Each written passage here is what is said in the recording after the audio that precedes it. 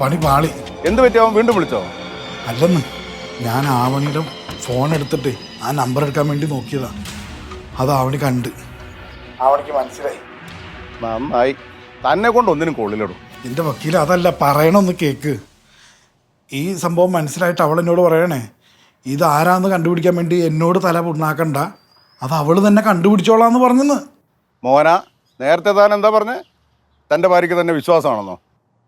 താൻ ഇപ്പം പറഞ്ഞ കാര്യം സത്യമാണേ എന്ന ഒരു കാര്യം മനസ്സിലായിക്കോ. ആവണിക്ക് തന്നെ സംശയമുണ്ട്.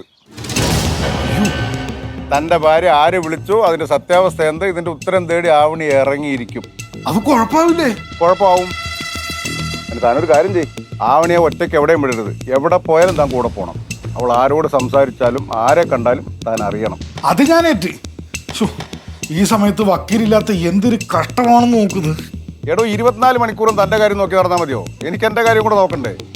ആ ശരി, വക്കീലൊന്ന് പെട്ടെന്ന് വരാൻ നോക്കുന്ന. ആ, വന്ന ഉടനെ വിളിക്കാം. ആ ശരി.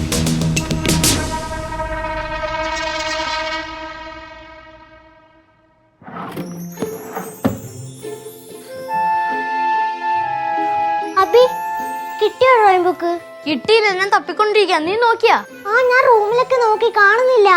ആ, താഴത്തെ ബുക്ക് ഷെൽഫിൽ പോയി നോക്ക്. ആ, അവിടെ നോക്കാം.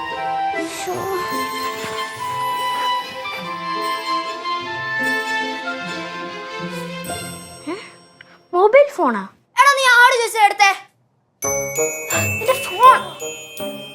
ഫോണാ? എടാ, നീ എന്തിനാ അനാവശ്യ കാര്യങ്ങളൊക്കെ ചോദിക്കുന്നേ? ഓഹോ, അങ്ങനെയാണല്ലേ. ഫോൺ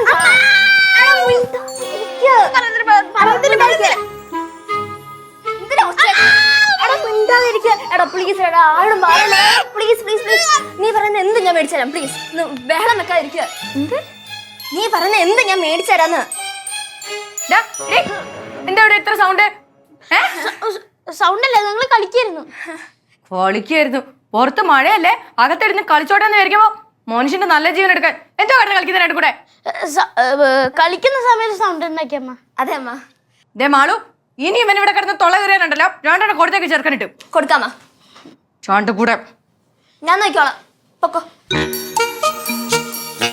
പറ, എന്ത് മേടിച്ചു തരും? നീ പറഞ്ഞ എന്ത് ഞാൻ മേടിച്ചു തരാം. ഉറപ്പാണ്? ഉറപ്പാടാ. പ്ലീസ് ഒന്ന് പറയാതിരുന്നാ മതി. ആലോചിക്കട്ടെ. ഫോൺ താ.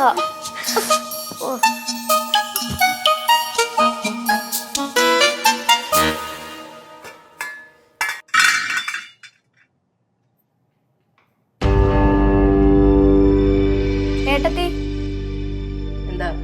ഞാനൊരു കാര്യം ചോദിച്ചാ സത്യം പറയോ? പറയാൻ പറ്റുന്നാണെ പറയൂ. ഏട്ടത്തി സുധചേച്ചിയോട് പറഞ്ഞില്ലേ ഗവൺമെന്റ് ജോലി കിട്ടാൻ ആഗ്രഹിക്കുന്നതിന് മുമ്പിൽ എന്തോ കാരണം ഉണ്ടെന്ന്? അതെന്താ? അറിഞ്ഞിട്ടിപ്പ എന്തിനാ? അല്ല, ഏട്ടത്തി ഇപ്പോഴും കഷ്ടപ്പെട്ട് പഠിക്കുന്നതാണെന്നുണ്ട്, അതുകൊണ്ട് ചോദിച്ചതാ. കഷ്ടപ്പെട്ട് പഠിച്ചത് കണ്ടോണ്ടായിരിക്കും എനിക്ക് വന്നൊരു ഓപ്പർച്യൂണിറ്റി നീ ആയിട്ട് ഇല്ലാതാക്കിയത്.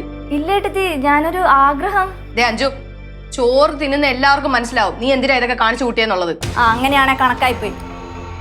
ഒരു വീട്ടിൽ നിൽക്കുന്നല്ലേ കോംപ്രമൈസ് ആക്കുന്ന പ്രകാശേട്ടൻ പറഞ്ഞിട്ട് വന്ന എന്നെ വേണം പറയാൻ. ഓ, അത് ശരി.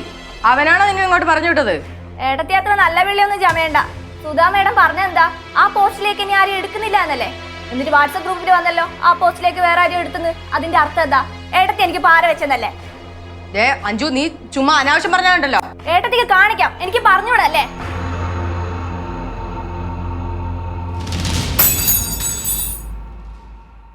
എടാ, നിന്നോട് പറഞ്ഞ എനിക്ക് കോംപ്രമൈസ് ആക്കണമെന്ന്. ഏട്ടത്തി, ഒരേ വീടല്ലേ, പരസ്പരം അടി ഉണ്ടാക്കണ്ടല്ലോ എന്ന് വെച്ച് പറഞ്ഞതാ. വായി തോന്നിയൊക്കെ വിളിച്ച് പറഞ്ഞോണ്ടിരിക്കാ നിന്റെ ഭാര്യ. വേണേ വിളിച്ചോണ്ട് പോയതിനെ.